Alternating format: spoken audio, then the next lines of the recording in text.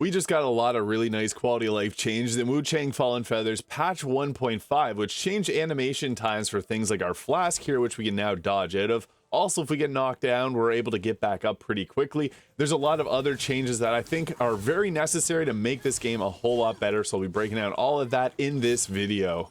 So some of the big changes were a slight adjustment to the invincibility frames during Wuchang's get up animations after being knocked down. This is huge because some bosses can literally keep knocking you back down over and over again. I'm sure you've seen it, even the bird hunters here, some of them have a very bad knockdown, which now we're going to have some extra invincibility frames while being knocked down. I did test it out, it seems to be a pretty decent, you're just able to actually survive now, which is nice. On top of that, speeds up Wuchang's healing animation slightly just so that you have enough time to heal. They said that this is a strategic element, so you can see it here, sip, and you can actually dodge right out of it there, which greatly increases the speed in which you're able to obviously recover from some of the bosses that are a little bit more challenging. I have tried this out, and it is nice to be able to dodge as well after a flask that quickly.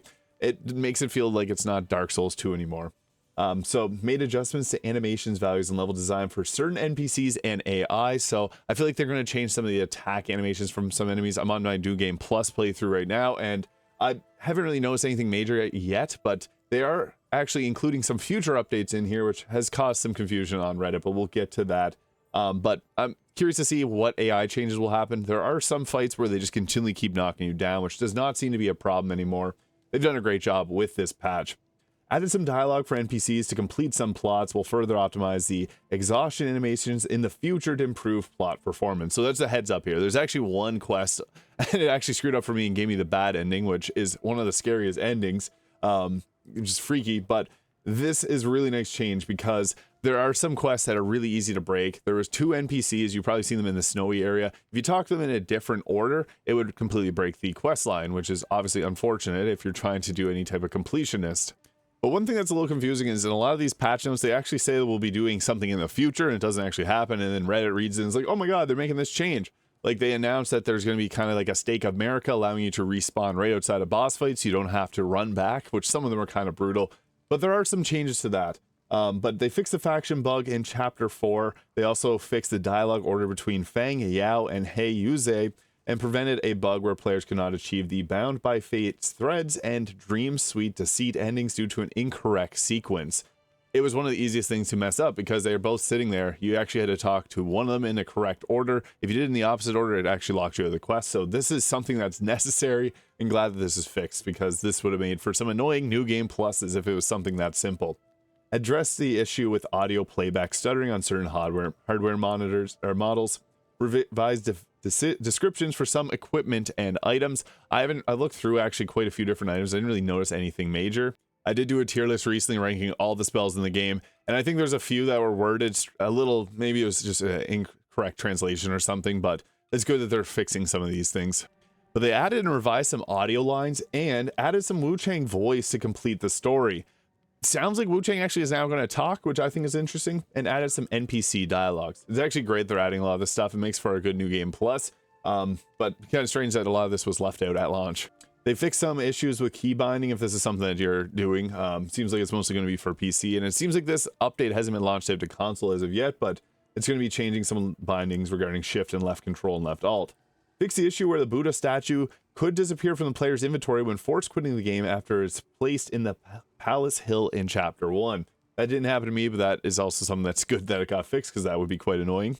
Fixed an issue on the combo-based Benediction Jade pendant not correctly working in New Game Plus cycles. Now, if you don't know, there's actually a lot of combos in this game between Benedictions and some of the pendants. Most notably, the one that increases your damage when you have increased disciplines. I don't have the full set on this one, but for example, if you have 3 disciplines, 6 disciplines, and 9 disciplines, all 3 of them together combine give you an extra boost. If you have 12 disciplines, and if you have all of those, you get a massive boost to your damage. On certain builds, though, it's better to get the free leeching on attack whenever you gain Skyborn Might. That's a really powerful benediction, but I like pairing all 3 of these together because the damage boost with 2 of them is 55%, so it actually increases your damage quite a bit, so it's worth grabbing, and it's good that they're fixing that as it goes into New Game Plus. And they said they corrected some issues with terrain. Now, I don't know about you guys, but I've gotten stuck on some weird things, especially in fights, and it's led to my demise. So this is nice that they're fixing some of the terrain. This was something that was in Black Myth Wukong that kind of bothered me while playing through it, and it's nice to see it corrected in this game as well, because it did pop up just a little bit. A huge one is they reduce the elevator waiting time in an issue in Chapter 5 where the elevator may trap the player at its destination. So that is frustrating. The elevators, especially some of them when you're waiting to go back to a boss, take way too long. So this is a very welcome change that I think just increases the quality of life of this. The speed will be 3 times faster when you're not on it. And when you're on it, it can't change due to loading speed. So I guess that's something they would have made whenever they made the console versions of this game, is the loading times. I know PCs can obviously run this a lot better, but that's a little unfortunate. But they are planning on adding, as I mentioned briefly, a like Stake America or respawn at a boss. It's not coming with this update. Unfortunately, a lot of people on Reddit were saying, yay, excited for this, but it's not here yet. It's coming. They're adding the framework for it. Optimize the impact resistance of certain monsters. Some of them you can't stagger at all. This is welcomed. Reduce the impact tolerance of some primary element enemies, making them easier for light enemies to interrupt the attacks of some monsters in the early stages while increasing the strategic nature of light attacks. There was a point where I was using the lashing whip and just charging heavies all the time and trying to get to the backside. It's good to have the R1 button or right bumper actually do something a little bit more effective, especially early game when you don't have a lot of the cool Skyborn mites. And late game, you just do the quick attacks against Skyborn Might. For late stage monsters, players can now use spells, weapon skills, etc. to perform follow-up late attack combos to suppress some monsters. I think this is interesting. So having weapon skills that can combo more freely. I haven't noticed anything personally myself as of yet, but I do know some attacks do have a very long time that they take to cast. And that is kind of annoying. Like if you're using one of these spells here, like this is a very, very powerful spell, but it is kind of tough because then afterwards, yeah, there we go. We actually have a follow-up attack on that. That's nice. Previously, that was not a thing there. So this is great that I feel like a lot more spells will get a bit more viability. So that is welcomed. Now, all of these kind of go together. So spike traps will go slower. They were previously really hard to avoid. They reduce the damage of landmines in chapters 2 and 3. You probably experienced the snowy place getting blown up endlessly. It was so annoying. Monsters can still be quickly staggered, but combat strategies in areas of group of monsters unchanged. But they reduce, it's kind of weird they slotted that in there, but they reduce the number of landmines in chapter 3 as well. So spike traps slower, less grenades, less damage from them. I think that's nice. I've died a few times to that and I was just like, why? That's just frustrating. Adjust the game content to prepare for the update of new weapons and sets in the Deluxe Edition coming soon. Currently the high poly phase of the Deluxe Edition nearing completion. We hope players want more traditional armor, including ancient armor with the Wei and Jin Dynasty armor. So that's going to be nice to see more armor sets come in the game. Some of the DLC ones are really nice.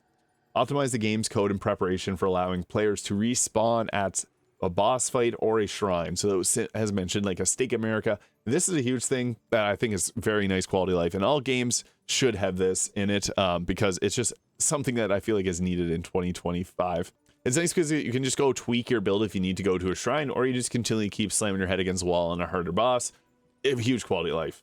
Optimize the game's code in preparation for future patches to reduce VRAM usage, aiming to address frequent stuttering and other display issues caused by VRAM overflow.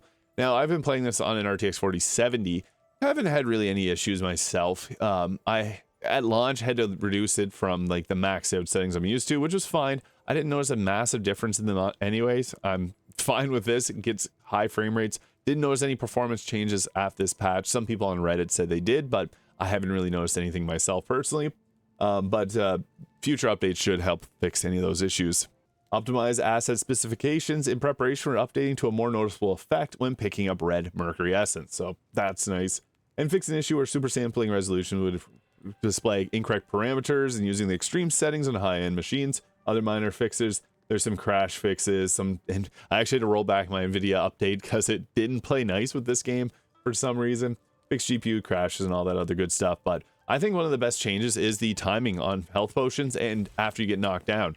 That was one of the most frustrating things for me playing through this game right at launch, is how brutal that was. And now that it's going to be gone, I think that's going to be great, especially for subsequent playthroughs. It just makes the game feel a lot more like fair, being able to dodge roll out of a healing potion, and then if you're knocked down, not be completely devastated. So let me know what the biggest update for you was. Hit the subscribe button below if you haven't already. I already did a build for a few different weapons in this game, and as well tier lists for the best weapons and spells, so you can check those out. They'll be linked in the comments and in the description. Have yourself a great day, and we'll catch you in the next one.